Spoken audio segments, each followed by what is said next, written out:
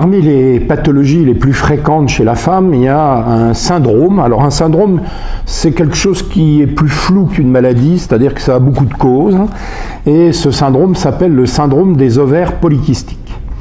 Alors il existe une forme caricaturale du syndrome des ovaires polykystiques. Ce sont des femmes qui n'ont pas de règles et qui ovulent de manière très exceptionnelle. En plus, elles sont en surpoids.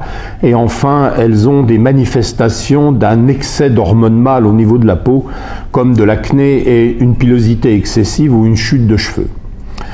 Mais ce syndrome n'est pas si fréquent, mais il existe des formes beaucoup plus légères de ce syndrome, avec juste des troubles des règles, une petite pilosité, et il est toujours très compliqué de savoir à quel moment on considère que c'est une maladie ou on considère que c'est presque normal.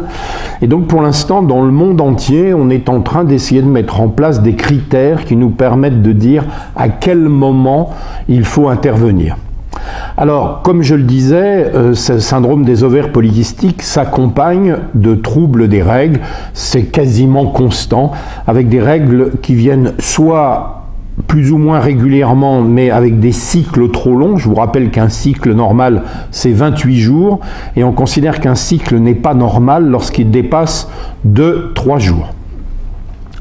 En plus de cela, ces femmes peuvent avoir donc comme je l'ai dit aussi, des manifestations qu'on appelle hyperandrogénie, c'est-à-dire liées à un excès d'hormones mâles et qui donnent, comme je le disais précédemment, de l'acné, des chutes de cheveux et des poils excessifs.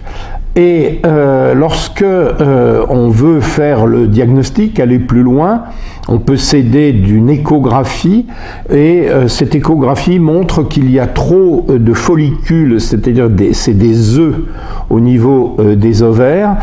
Et par ailleurs, il y a des signes d'une résistance de l'organisme à l'hormone qui régule le sucre dans le corps. Ça s'appelle une insulino-résistance.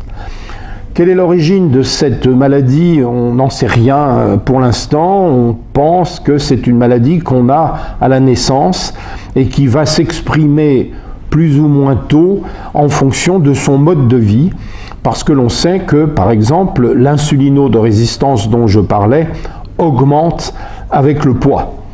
Il y a des femmes qui sont normalement réglées, puis un jour, à l'occasion du mariage, d'une sédentarité, elles prennent 5 kilos, et là, les troubles apparaissent au niveau des règles.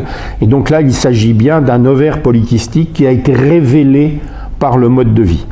Alors, comme je le disais, il y a des troubles des règles. Qui dit trouble des règles dit trouble de l'ovulation. Alors, il faut bien comprendre que les ovaires polykystiques ne sont pas stériles. Il ne faut pas angoisser les femmes qui ont ces troubles-là, parce que l'idée de ne jamais avoir d'enfant est toujours un traumatisme extrêmement grave pour les femmes. Donc c'est des femmes qui ovulent ou très peu ou moins souvent que les autres, donc qui auront plus de mal à avoir des enfants. Mais Dieu merci, aujourd'hui, grâce aux médicaments qu'on a à notre disposition et surtout à une bonne hygiène de vie, eh bien, on peut améliorer les ovulations et donc on peut faciliter l'obtention des grossesses.